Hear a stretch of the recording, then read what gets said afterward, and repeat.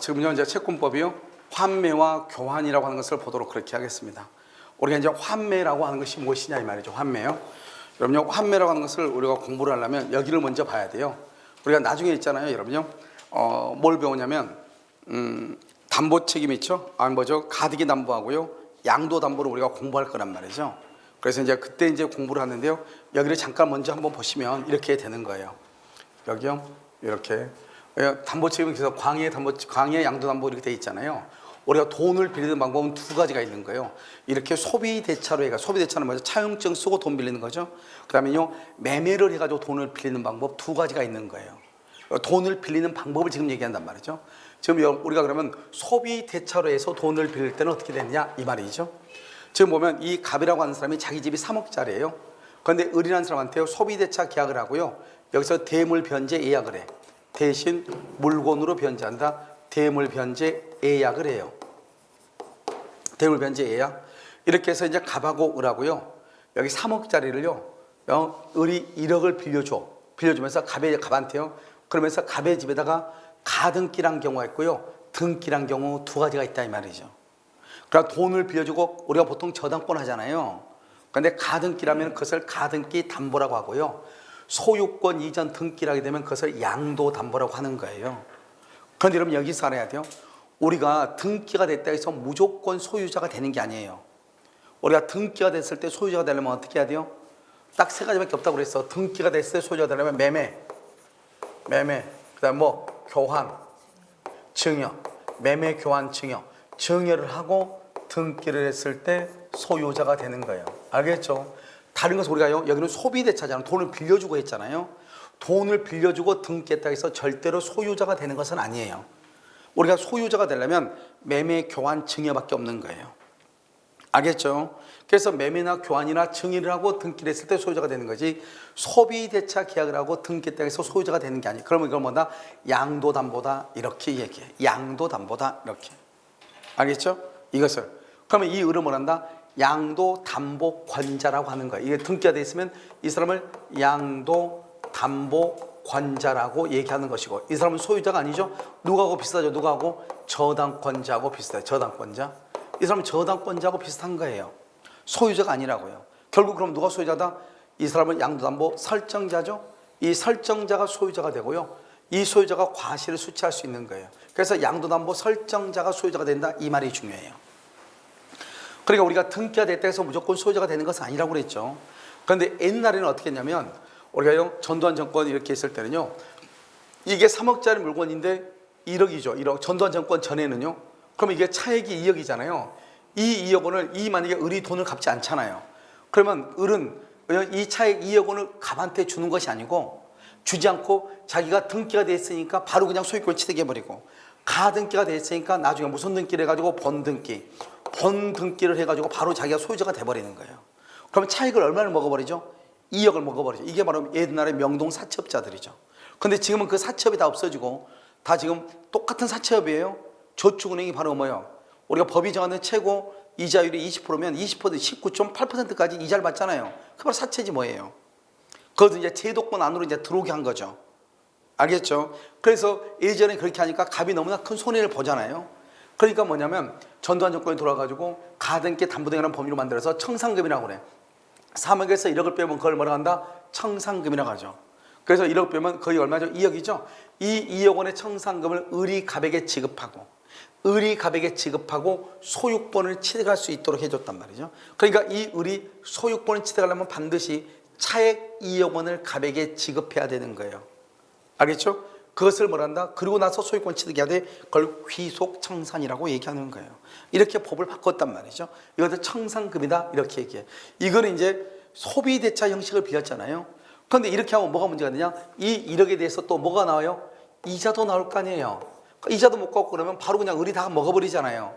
이렇게 하니까 갑은 언제든지 소유권을 상실할 우려가 있어 없어? 있죠. 그래서 이제 나오는 게 바로 뭐냐면 돈을 빌릴 때 이렇게 빌리지 말고 매매를 통해서 빌리자 이 말이에요. 매매를. 그럼 매매를 통해서 어떻게 빌리냐? 똑같아요. 이게 3억짜리잖아요. 그런데 이 을하고 1억 원의 매매를 하는 거예요. 웃기죠? 분명히 얼마짜리인데요? 3억짜리인데 1억 원의 매매를 해. 근데 이건 매매 대금이잖아요. 이것은 매매 대금은 이자가 나와 안 나와? 안 나오죠. 그러고 나서 갑이 을한테요, 이 집을 등기를 넘기고 집도 인도해. 집도 인도해주고 그다음에 등기도 넘기는 거예요. 그럼 이 사람이 완전한 소유자가 되죠. 소유자니까 인도, 아까 우리 말했죠. 인도 후는 누가 과실을 수취한다? 매수인. 인도 후 매수인이죠. 매수인이 과실 수취해. 그러니까 이 매수인은 이자를 안 받는 대신에 집을 넘겨받아서 그 집에 월세를 받는다 이 말이죠. 여기서 과실은 뭐죠? 월세를 얘기하는 거죠. 월세를 받아먹는다 이 말이죠. 그러니까 월세하고 과실은 퉁쳐. 상계는 뭐다? 퉁친다. 이렇게 얘기했죠. 퉁친다. 맞다, 뭐 시간에. 알겠죠? 그래서 퉁친다 이 말이에요. 무슨 말인지 알겠죠? 그럼 뭐 너 이자 안 내도 돼. 나는요, 뭐를 하면 돼? 월세를 주면 된다 이 말. 월세를 받으니까. 그러고 나서 이 두 사람이 3억짜리를 1억 원에 팔았잖아요. 그럼 팔고 나서 그러면 이제는 누가 소유자죠? 을이 완전한 소유자죠. 갑은 더 이상 소유자도 아니다. 소유자가 아니란 말이죠. 소유자가 아니에요. 이게 중요해요. 소유자가 아니에요. 그러니까 이 사람이 있잖아요. 이 을하고 계약하면서 환매권을 환매 특이하게 등기. 매매와 동시에 매매와 동시에 환매 특약으로. 환매라는 게 뭐죠? 다시 사오는 걸 환매라고 그래. 몇 년 안에? 부동산을 몇 년 안에? 5년. 동산 몇 년 안에? 3년 안에 기간을 정해. 반드시 5년이 아니고 내가 부동산인데 2년 안에 사올게요. 이렇게 5년 안에. 5년을 넘으면 안 돼. 3년을 넘으면 안 돼. 5년, 3년 안에 다시 사오는 거예요. 다시 사와. 그것을 뭐란다? 환매라고 하는 거예요. 내가 다시 사온다 이 말이죠. 그것을 환매라고 하는 거예요. 매매와 동시에 해야 돼요. 등기를. 그럼 봐봐요. 이 사람은 그러면 현재 소유자다 아니다? 아니죠. 아니니까 물권이다 아니다? 아니죠. 물권이 아니면 뭐라고 한다? 채권이죠. 그래서 이것을 환매는 채권이라고 하는 거예요. 이 사람이 환매권을 행사한다 이 말, 다시 사온다 이 말이죠. 그러니까 이것을 채권이다 이렇게 얘기하는 거예요. 그래서 환매는 어디에 있냐? 채권에 있는 거예요. 그러니까 이것은요, 어떻게 하자? 집을 파는데 매매 형식으로 해서 담보를 한 거잖아요. 저당자문과 똑같죠? 그래서 이것을 뭐란다? 매도담보다 이렇게 얘기하는 거예요. 알겠죠? 아까 우리 소비대차라면 무슨 담보다? 양도담보다. 여기서 매도담보다 이렇게 얘기를 하는 거야. 매도담보 속에 뭐가 들어있다? 환매가 들어있다 이런 말이에요. 여러분 지금 이해되셨나요? 알겠죠? 이것을 환매라고. 그래서 지금 환매라고 하는 것은 뭐예요? 팔고 다시 사오는 것을 얘기하는 것이죠. 알겠죠? 자, 그러면 이제 환매 지금부터 한번 봐봐요. 자, 그러면 환매라고 하는 것이 무엇인가? 우리가 지금부터 보면 환매가 이런 것이죠. 자요, 먼저 다른 약정이 없다. 그럼 몇 년에 사온다고 했죠? 부동산은 몇 년? 5년. 동산은 3년. 연장이 안 돼. 이게 중요해. 가장 중요한 건 연장 안 된다. 5년, 3년은 연장이 안 돼요. 그 다음에 이 5년, 3년을 넘으면 좀 이따 나와. 넘으면 몇 년으로 단축된다? 5년, 3년으로 단축돼. 5년, 3년으로 단축된다 이 말이죠. 5년, 3년으로 단축이 돼. 넘으면 만약에 기간을 정하지 않으면 5년, 3년. 기간을 5년, 3년을 넘으면 5년, 3년으로 단축이 돼. 좀 이따 옆에 있어 다. 연장 안 돼. 그런데 아까 말했죠? 이자하고 과실은 언제나가 아니야. 언제나가 아니고 아무런 말이 없으면 통친 것으로 봐. 그러면 여기서 언제나 그러면 안 되죠? 언제나 그러면 안 돼. 언제나가 아니고 아무런 말이 없으면 통친 것으로 봐. 그 다음에 우리가 이제 환매 대금이라는 게 뭐죠? 일단 갑이 을한테요 3억짜리 집을요 1억 원에 팔았잖아요. 그리고 다시 사와야 되죠. 그럼 여러분이 만약에 을이라고 해봐. 그러면요 3년 안에 다시 뺏길 집이잖아요. 3년 안에 뺏길 집인데 내가 등기하면 등기 비용 들어가죠. 내가 취득세 나오죠. 양도세는 없겠죠. 그대로 넘기니까 쓸데없는 짓 하고 있는 거잖아요. 안 해도 되는 것을. 그런 비용을 내가 매수인이 부담하면 너무 아깝잖아요. 그러니까 그 비용을 누가 부담해야 돼요? 매매 대금하고 매매 비용. 이 매매 비용과 매매 비용을 합한 것을 환매 대금이라고 그래요. 그럼 환매 대금은 누가 부담한다? 이것은 매매 비용과 누가 부담한다? 매도인이, 다시 살 사람이 부담하는 거죠. 그래서 환매 대금은 매매 대금하고 매매 비용이죠. 매매 대금하고 매매 비용을 합한 것을 환매 대금이라고 그래요. 그러면 우리가 매매 대금이 얼마죠? 아까 1억이었죠. 만약에 비용이 500만 원이다. 그러면 1억 500만 원 등기한 거예요. 그런데 반드시 1억 500이 아니고요. 다른 약정이 없으면 그렇다는 것이고, 다른 약정이 있으면요 매매 대금과 매매 비용을 뭐 할 수도 있다? 초과할 수도 있죠. 원래는 1억 500인데 이 사람들이요 그러지 말고 우리가 너가 5년 동안 해주는 대신에 내가 1억의 매매 대금 1억에 대한 이자까지도 쳐줄게 이렇게 할 수 있잖아요.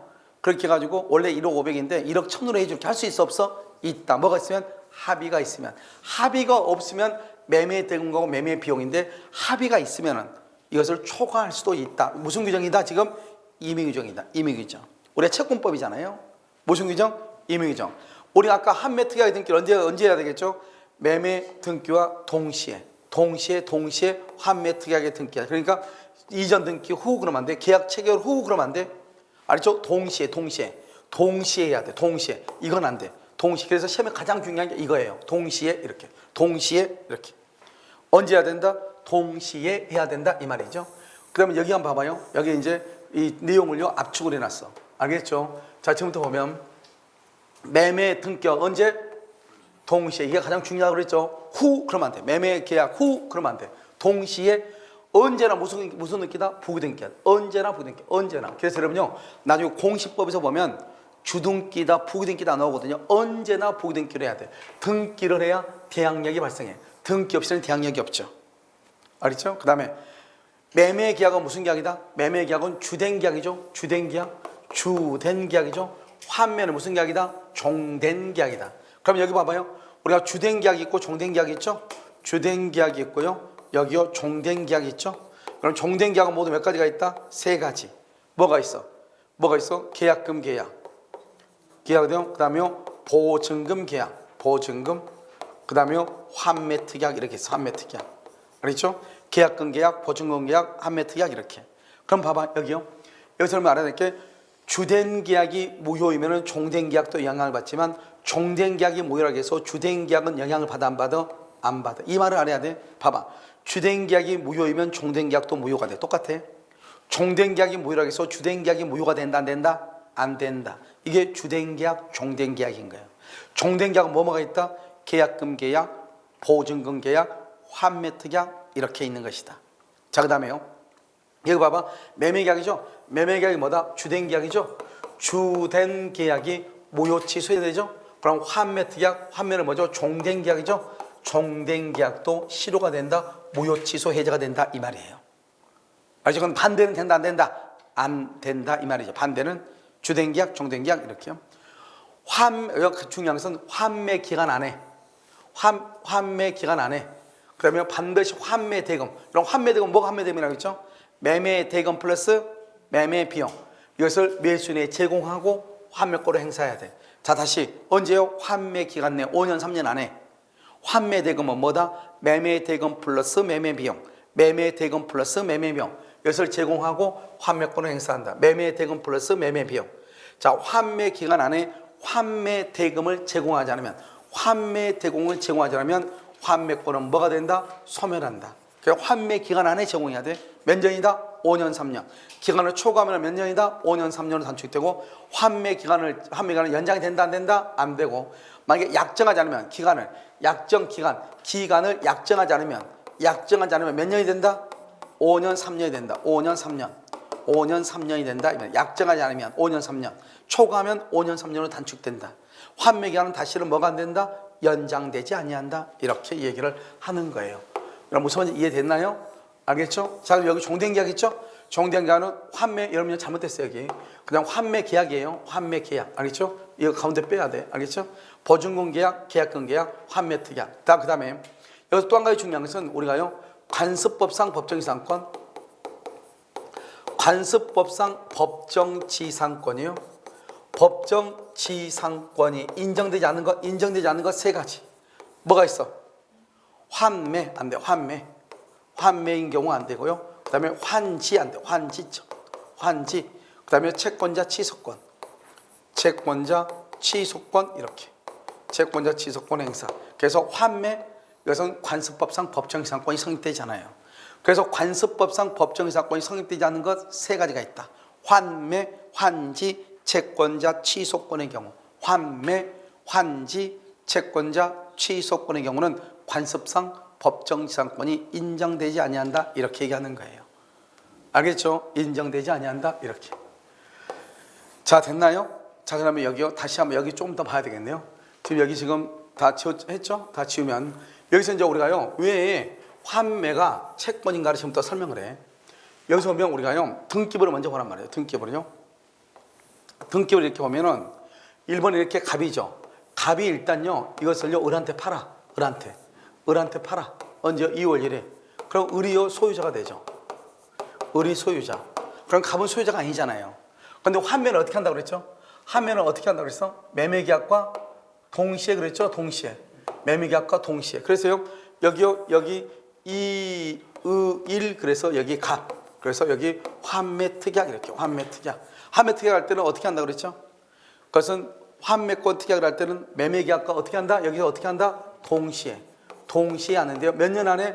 5년. 이건 등기니까 부동산 필요 없어. 5년 안에 약속을 하고 그 다음에 뭐를 등기한다? 환매대금.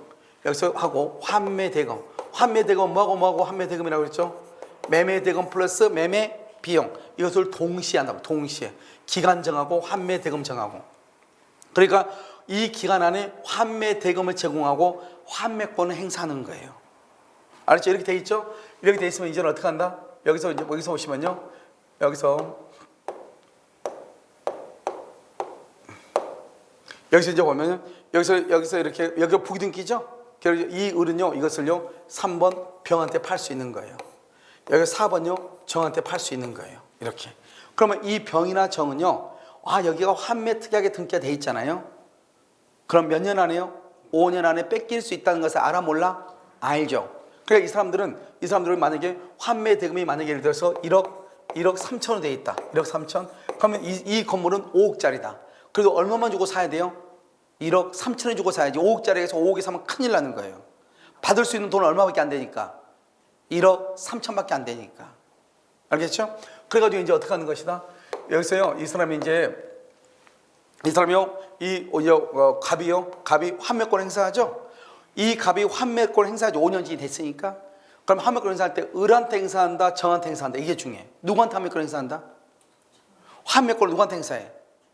그럼요, 환매권은 현재 양수인한테 환매권을 행사하는 거예요. 그래서 이것을 환매권 행사라고 얘기하는 거예요. 알겠죠? 이 환매권 행사는 누구한테 하는 것이다? 현재 양수인한테 행사하는 거예요. 왜 그러느냐? 이것을 부기등기라고 얘기하는 거예요. 부기등기는 여기 2번이죠. 여기도 2번이죠. 그러니까 1번이고 2번 다 됐죠. 3번, 4번이고 5번이죠. 5번은 몇 번 다음에 5번이다? 4번 다음에 5번이죠. 그러니까 현재 양수인한테 환매권을 행사하는 거예요. 현재 양수인에게 환매권을 행사하는 거예요. 누구한테? 현재 양수인에게 환매권을 행사하는 거예요. 여러분 좀 이해되셨나요? 알겠죠? 이것을 알아야 돼요. 그러니까 봐봐요. 지금 갑은요 을한테 집을 팔았잖아요. 을이 소유자죠. 을이 소유자니까 갑은 더 이상 이제는 소유자다 아니다? 아니죠. 소유자가 아니니까 물권이다 채권이다? 채권이다 이렇게 얘기하는 거예요. 그래서 우리는 환매권을 채권이다 이렇게 얘기하는 거예요. 그럼 환매권을 언제나 무슨 등기를 한다? 부기등기를 한다. 부기등기. 알겠죠? 주등기로 하는 것이 아니고 언제나 무슨 등기? 언제나 부기등기. 환매권을 누구한테 행사한다? 현재 양수인에게 행사한다. 행사할 때는 언제 한다? 환매 기간 안에 환매 대금을 지급하고 이렇게 얘기하는 거야. 환매 기간 안에 환매 대금을 지급하고 환매권 등기를 언제 한다? 매매 등기, 즉 을에 대한 등기와 동시에. 그러니까 같이 환매권 등기를 할 때는 등기 서류가 같이 들어가는 거예요. 무슨 말인지 알겠죠? 그래서 갑에서 을 앞으로 등기하면서 그 을에서요 다시요 갑 앞으로 환매를 한다고 하는 것이 등기 서류가 같이 들어가야 돼. 무슨 말인지 아시겠죠? 그것을 환매다 이렇게 얘기를 하는 거예요. 별것도 아니죠. 그래서 이렇게 보는 것이다. 이렇게 됐죠? 자, 이제 여러분요, 우리가 이제 뭐를 보냐면 교환이라고 하는 것을 한번 보자 이 말이에요. 교환계약은요, 여러분요 조심해야 돼요. 우리가 이거 한번 봐볼까요?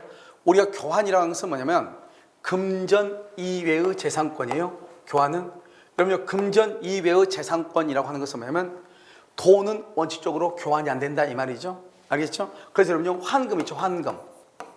환금은 된다 안 된다 안 된다. 환금이 뭐예요? 환금. 우리가 원화를요 달러화로 바꾸는 거죠. 알겠죠? 우리가 외국 출국할 때요 달러화를 가지고 와야지 우리나라 돈 주면 받아 안 받아? 안 받죠. 그래서 원화를 달러화로 바꾸는 것을 환금이다 이렇게 얘기하죠. 그래서 환금은 안 돼요. 재산권이에요. 여러분 재산권은 뭐가 재산권이죠? 재산권이라는 것은 물권이 있고요. 그 다음에 뭐가 있죠? 채권이 있고요. 그 다음에 또 뭐가 있어요? 유가증권이 있고요. 유가증권. 그 다음에 또 뭐가 있다? 지식재산권이 있죠. 지식재산권 뭐 이런 것 등등을요. 이런 것 등등을 재산권이라고 하는 거죠. 그럼 여기 봐봐요. 주식은 뭐죠? 유가증권이죠. 저당권은 뭐예요? 물권이죠. 그러니까 유가증권하고 물권하고를 바꿀 수 있다 이 말이죠. 그것을 교환이라고 얘기하는 거예요. 교환이다 이렇게. 알겠죠? 여러분 교환이 한 가지 좋은 것은 뭐예요? 교환은 우리가 여러분요 매매계약을 하죠. 여러분 우리가 토지에 대해서 매매계약하면 여러분 어떻게 돼? 토지에 대해서 매매계약하면 어떻게 돼? 토지에 대해서 매매 계약하면 실거래가 신고를 해야 돼. 실거래가 신고를 해야 돼. 또 뭐를 해야 돼? 우리가요 자금 출처를 써야 돼. 자금 출처. 알겠죠? 자금을 어떻게 할 것인가 이걸 또 써야 된단 말이죠. 두 가지가 아주 중요하죠. 그런데 교환을 하게 되면 그게 없는 거예요. 이건 분명히 매매라고 돼 있으니까. 알겠죠? 그래서 여러분 얘기했잖아요. 내가요 부산에 있는 땅을 사면서 어떻게 했다고요? 교환으로 했다고. 왜냐면 매매라면 등기부에 매매 가격이 얼마가 딱 나오고요. 그 다음에 우리가 이제 뭘 사야 되기 때문에 자금이 어디서 나는가를 자금 출처로 다 적어야 돼요. 그렇게 하면 어떻게 돼요? 복잡하잖아요. 그러니까 어떻게 한다? 그냥 매매를 하는 거예요. 땅은요, 땅은 10억, 13억이에요. 13억인데요. 여러분요, 우리가 보면 뭐가 있죠? 낙골 땅이죠. 낙골 땅 있죠? 이 낙골 땅은 700만 원짜리예요. 이 낙골 땅은 등록이 되잖아요. 낙골 땅하고 13억 토지하고 교환계약 체결하는 거예요. 그럼 차익이 얼마예요? 12억 9,300이죠. 그 12억 9,300을 뭐란다? 그것을 보충금이라고 하는 거예요. 보충금. 여기 보충금, 매매 대금에 관한 규정을 준용한데요. 이걸 보충금이라고 하는 거예요. 그 보충금이 12억 9,300이 되는 거예요. 그렇죠? 이렇게 해서 교환계약 체결하는 거예요. 그러면 교환계약 체결은 뭐예요? 실거래가 신고를 안 해도 되고, 그 다음에 자금 출처를 제시하지 않아도 되고, 등기부에요 매매 대금이 얼마라고 기재가 안 돼. 그러니까 이러면 어떻게 할 수 있어요? 만약에 여러분들 어디 가서 토지를 담보로 대출을 받고 싶어. 대출을 받고 싶은데 딱 등기부에요 매매 가격이 13으로 딱 돼 있어 봐. 더 이상 대출 감정평가를 좀 더 올려가지고 대출을 받고 싶잖아요. 알죠? 그래 감정평가가 지금 한 6억 정도 해야지. 그러면 그 대출이요 60% 나온다. 그렇게 하면 돈을 또 많이 대출받을 수 있는데 매매 대금이 딱 13으로 딱 나와 있어 봐. 그럼 13억에 대한 60%니까 대출이 적을 거 아니에요. 이런 여러 가지 상황을 대비해서 할 수 있는 게 바로 뭐냐? 교환이라고 하는 거예요. 그런데 다른 사람들은 아니 어떻게 13억짜리하고 700만 원짜리가 어떻게 교환이 되냐? 왜 교환이 안 돼요? 여기는 재산권이라 그랬지 돈의 가치가 있어야 된다 이런 말이 있어 없어? 없죠. 그러니까 그 나머지 차익을 뭐라고 한다? 보충금이라고 하는 거예요. 보충금은 뭐하고 똑같은 것이다? 매매 대금하고 똑같이 본다 이 말 아니에요. 그냥 같은 거예요. 알죠? 하지만 형식이 하나는 뭐고 교환이고 하나는 뭐고 매매라는 것이 차이가 있고, 매매를 했을 때는 이런 것을 기록해야 되지만 교환의 경우는 이런 것을 기록하지 않아도 되고, 등기부에 매매 가격이 얼마라고 공시가 안 되니까 좋아요 나빠요? 여러 가지로 좋은 점이 있죠. 무슨 말인지 알겠죠? 그럼 물론 이제 교환을 하려면 한 가지 단점이 뭐가 있어야 돼요? 내가 이제 교환을 해야 될 다른 물건을 하나를 이제 가져와야 되니까 그게 좀 문제가 될 수 있죠. 알죠? 그러니까 여러분들 이런 것들은 자동차하고 교환하다 똑같은 거예요. 여러분 가지고 있는 중고자동차 있잖아요. 중고자동차하고 서울에 있는 30억 아파트하고 교환하면 되는 거예요. 교환계약을 체결하면 돼. 체결하면서 어떻게 한다? 차액을 보충금으로 한다. 이렇게 하면 된다니까요. 그러면 굳이 있잖아요. 자금 출처라는 그런 것을 기록할 필요가 있고 실거래가 신고할 필요가 있어 없어? 없다니까요. 얼마나 좋아요. 내 말씀 여러분 이해되셨나요? 알죠? 그렇게 하는 것이다. 이런 말. 이것을 교환이다. 이렇게 얘기하는 거예요. 그런데 여기서 보면요. 뭐가 있냐면 여기서 우리가 보면 노동력 제공이죠. 노동력을 제공하는 것을 이것을 뭐란다? 고용계약이라고 하는 것이고요. 그 다음에 이 일을 완성할 의무, 이것을 뭐란다? 도급계약이라고 하는 거예요. 그러니까요, 이것은 교환은 재산권을 상호 이전하는 것을 약정하지 노동력 제공이라든가 이 일을 완성할 의무는 여기에 포함된다 안 된다? 안 된다 이 말이고요. 그 다음에 우리가 교환은 유상, 쌍무, 낙성, 분료식이에요. 유상, 쌍무, 낙성, 분료식이요. 그럼 여러분요, 유상, 쌍무, 낙성, 분료식은 뭐가 있죠? 뭐가 있어? 유상, 쌍무, 낙성, 분료식은 뭐가 있어요? 매매가 있고, 교환이 있고, 우리 시험에요 임대차가 있죠? 임대차. 이 세 가지가 매매, 교환, 임대차죠? 여기 뭐가 있다? 도급계약이 있죠? 보통은 도급계약까지만 암기하면 돼요. 유상, 쌍무, 낙성, 분료식, 매매, 교환, 임대차, 도급 이렇게. 우리가 무상, 편무계약은 뭐가 있어? 무상, 편무는 뭐가 있어요? 여기서 무상계약이면서 편무계약인 것은 뭐가 있어요? 증여하고 또 사용대차라고 하는 것이 있어요. 사용대차. 공짜로 쓰고 다시 돌려주는 거 무상편무이고, 이런 유상하고 쌍무단 말이죠. 유상, 쌍무는 매매, 교환, 임대차. 그 다음에 도급인데요. 여기 매매, 교환, 임대차, 도급에는 다 뭐가 있냐? 첫 번째 담보책임이 있고요. 계약 해지할 수 있고, 계약금이 있고, 그 다음에 매매대금이 있죠. 그 다음에 동시에 환불권이 있고, 위험부담이 있고, 다 있는 거예요. 그러니까요, 매매계약에도 이런 것이 다 있고요. 여러분요, 임대차에도 뭐가 있냐? 계약금이라는 게 있는 거예요. 임대차. 이런 임대차 월세 계약할 때 계약금이 있어요, 없어요? 있죠. 뭐죠? 보증금 5천원, 월세 100만 원이란 말이죠. 그럼 5천원이 돼서 계약할 때 500만 원 계약금으로 받잖아요. 왜 그러느냐? 임대차도 매매와 똑같이 유상 쌍무 계약이기 때문에요. 계약금에 관한 규정이 임대차에도 있는 거예요. 이런 교환 계약에도 있다니까요, 다요. 그래서 이거 매매대금 이렇게. 그러니까 봐봐요. 만약에 여기 뭐 이거 볼까요? 이제 여기서 우리가 이제 뭘 하나 보냐면요. 이런 것을 한번 봐보죠. 여기서요. 여기서 이제 보면은 뭐를 보냐면 자, 이 갑의 건물하고요. 갑의 건물하고 을에요, 임야를요 맞교환했다 이 말이죠. 그래서 이 을이 뭐라냐? 자기는 임야가 10만 평이라고 했거든요. 측량을 하니까 8만 평밖에 안 되는 거예요. 그럼 뭐죠? 이것은요. 뭐죠? 수량이 부족한 담보책임이 될 수가 있죠. 그렇죠? 그런데요, 이 을이요, 이 건물을 가져와, 이 건물이 여기가요, 하자가 있는 거예요. 그럼 담보책임을 지는 거죠. 그 다음에 이 가박을하고 계약을 했는데요. 이 사람이 여기 임야가요, 가격에 싸서 여기서 1억을 더 주기로 했거든요, 1억을. 그럼 이것을 뭐란다? 보충금이라고 그래. 보충금은 뭐가 똑같아요? 매매 대금하고 똑같거든요. 그런데 이 사람이 임야는 등기했는데 1억을 안 주는 거예요. 그럼 채무불이행이죠. 채무불이행이니까 계약을 말 수 있어요? 해제해버릴 수 있다 이 말이죠. 그 다음에 어떻게 해야 돼요? 만약에요, 이 갑의 소유권 이전 등기하고 을의 임야에 대한 소유권 이전 등기 플러스 보충금 1억에 지금은 무슨 관계예요? 동시이행이잖아요. 그러니까 만약에요, 이 갑은요, 을이 임야에 대한 등기를 했는데 1억을 안 줘. 그럼 나도 등기한다 안 한다? 안 한다. 그걸 뭐란다? 항변권이다 이렇게 얘기해. 갑하고 2월 1일 계약을 하고요. 만약에 3월 1일 날요, 서로 등기를 서로 맞교환하고 했는데요. 2월 20날 건물이 불타버리고 없는 거예요. 건물이 불타버리고 없다 이 말이죠.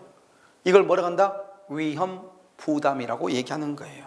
건물이 불탔으니까 등기를 해줄래? 해줄 수가 없잖아요. 그것을 위험 부담이라고 얘기하는 거예요. 그러니까 여러분요, 우리가 여기서 이제 중요한 것은 뭐냐면, 뭐가 중요하냐? 교환 계약에도 뭐가 있다? 계약 해제, 담보 책임, 동시한변권, 위험 부담 이런 것이 있다 이 말이 중요한 거예요. 내 말은.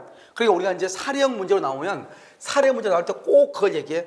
뭐 건물이 불탔다, 담보 책임, 채무불이행이 있다. 만약에 보충금을 주기로 했는데 주지 않았다. 보충금은 매매 대금하고 똑같기 때문에 해지할 수 있다. 계약금 계약이 있다. 항변권이 있다. 위험 부담이 있다. 이런 것이 다 중요하다니까요. 여러분 무슨 말인지 이해됐어요? 이것을 여러분 잘 봐야 된다 이 말이에요. 무슨 말인지 알겠죠? 그러니까 교환계약에도 이런 것들이 있다. 그럼 우리가 사례형 문제로 나오면 교환계약에도 딱 읽었더니 교환계약이라는 문제가 딱 나오면 무슨 말인지 모르겠죠? 사례형으로 사례로 쭉 나왔는데 무슨 말인지 모르겠어? 보충금은 매매 대금하고 똑같이 보기 때문에 뭐로 읽으면 된다? 교환을 매매로 읽으면 돼. 매매로 읽었더니 보충금을 안 줬다, 매매 대금을 안 줬다, 채무불이행이네, 계약을 해지할 수 있네. 건물이 일부가 건물이 하자가 있네. 그럼 담보 책임을 진다. 그 다음에 등기하고 여기 등기는 무슨 관계다? 뭐죠? 동시이행이다. 동시이행인데 안 준다 그러면 나도 등기해준다 안 해준다? 안 해준다. 항변권이다. 그런데 건물이 계약하고 나서 등기하기 전에 건물이 천재지변에서 불타버렸다. 뭐라고 한다? 위험 부담이다. 이렇게 가는 거예요. 그러니까 무슨 말을 딱 교환이라고 하는 말이 나왔는데 그 교환이 무슨 말인지 모르겠다 이런 말이에요. 그러면 그 교환을 뭐라고 읽어라? 뭐라고 읽어? 매매라고 읽어라 이 말이죠. 뭐라고 읽는다? 매매라고 읽는다 이런 말이에요. 무슨 말인지 알겠죠? 이렇게 이것을 우리는 뭐란다? 그것을 교환이다 이렇게 얘기를 하는 거예요. 아시겠죠? 교환 이렇게요. 자, 그다음에요. 이제 여기서 보시면 이게 이제 우리가요 이제 임대차라고 하는 것이에요. 알겠죠? 자, 임대차는요 이제 마지막 판에 나오는데 여기 보통 두 문제, 세 문제가 보통 나오죠. 알겠죠? 가장 많이 나올 때는 네 문제 나올 수 있는데 최소한 두 문제, 그래서 세 문제까지 나온다. 알겠죠? 지금 최근에는요 우리가 지금까지 배웠던 환매 있죠. 교환 환매. 작년에요 교환 환매 다 나왔기 때문에 올해 다시 나오기 힘들어요. 알겠죠? 그래서 올해는요 우리 담보책임이라든가 그다음에 일방예약, 그다음에 계약금이 나올 수 있죠. 그래서 이걸 보시고 지금 이제 임대차에는 논점이 너무너무 많아요. 그렇죠? 그래서 임대차는요 우리가 아마 두 번 정도로 나누어서 봐야 되지 않을까 싶은데요. 잠깐 쉬었다가요 임대차에 대해서 보도록 그렇게 하겠습니다. 잠깐 쉬겠습니다.